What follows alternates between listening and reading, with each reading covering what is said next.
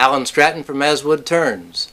I've transformed my shop, this time into a shop for wands for any wizard, young or old, friends of Harry Potter's or not.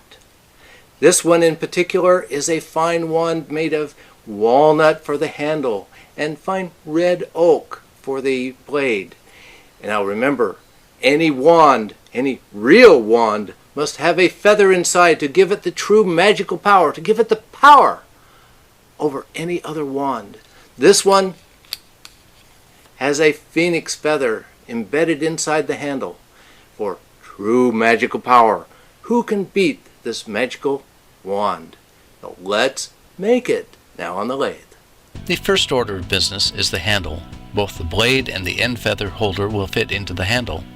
There's no sense in boring two separate holes, so I'll bore a hole completely through the handle.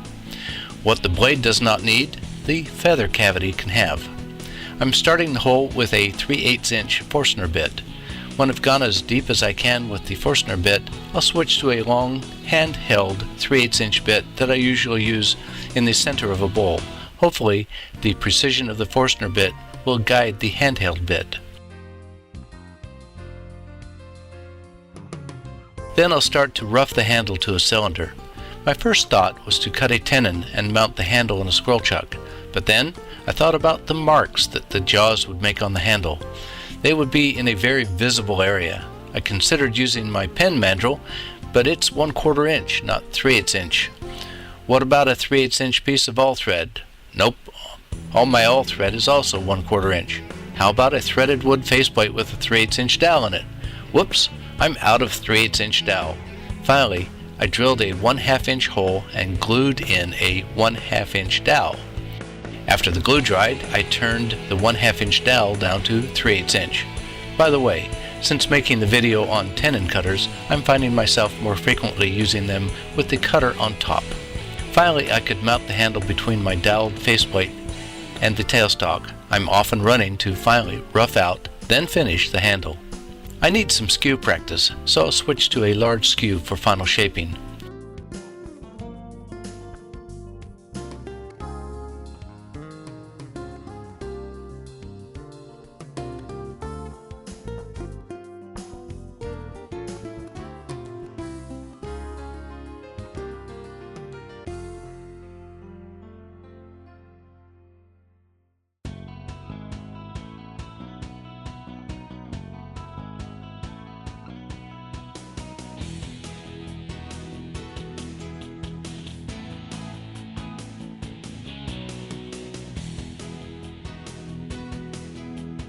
I'll sand starting with a 180 grit and finish with 400 grit. I like using this beeswax mineral oil mix. The slurry captures dust that would otherwise go into the air. By the time I'm done, it's also mostly finished. I'll add more oil and wax whenever it goes somewhat dry. A proper wand needs a little more decoration.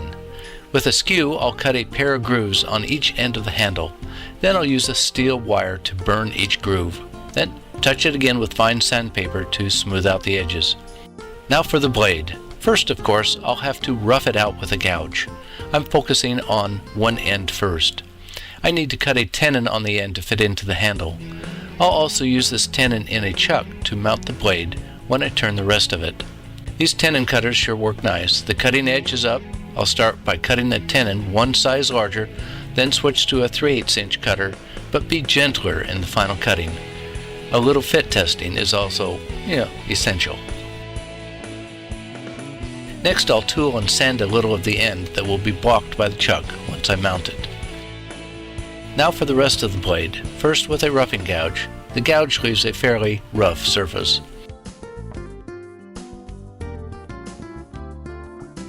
I'll switch to a skew for finishing. It's still good practice. With this long, skinny spindle, there's some deflection as I tool it. I could mount a steady rest, but I'll see if I can get by without one. Now I'll switch to a small skew. Why? I don't know. I'm still getting the feel of each skew size. The smaller skew can get closer to the chuck, but I still need to use a small spindle gouge in tight places. In Magic Lands, nothing is ever straight. Let's put some waves in this blade. I'll make sure they gradually get smaller as the blade narrows.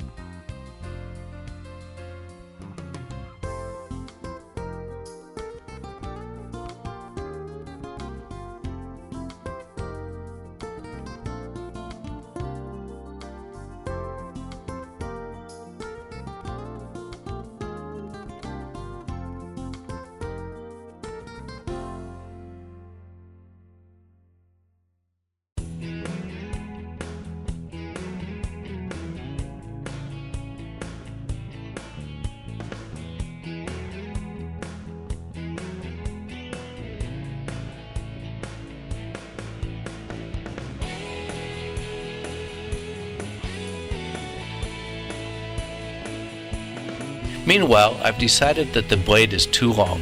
I'll shorten it by a few inches, but not part it off just yet. I want to do the majority of the sanding while the work is still supported at both ends. Now to part off the end to do a little touch-up sanding and finishing while still on the lathe. Fortunately, a wand is thicker than a fine finial, or else I'd never get away with this.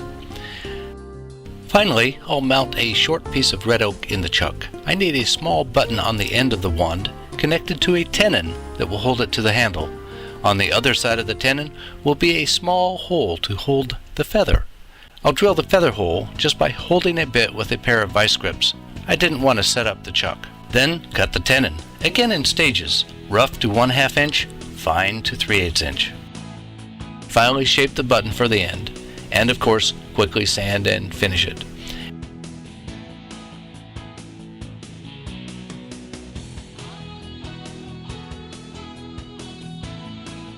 After parting it off, I'm reversing it onto the chuck to finish the rough end. Now the wand is ready for both fun spells and a formidable defense against the dark arts of he who must not be named. Be sure to like this video, subscribe to my As Wood Turns channel and website so I can keep you updated. Have fun and be safe. Wear your face shield. This is Alan Stratton from AsWoodTurns.com. We'll see you shortly on the next video.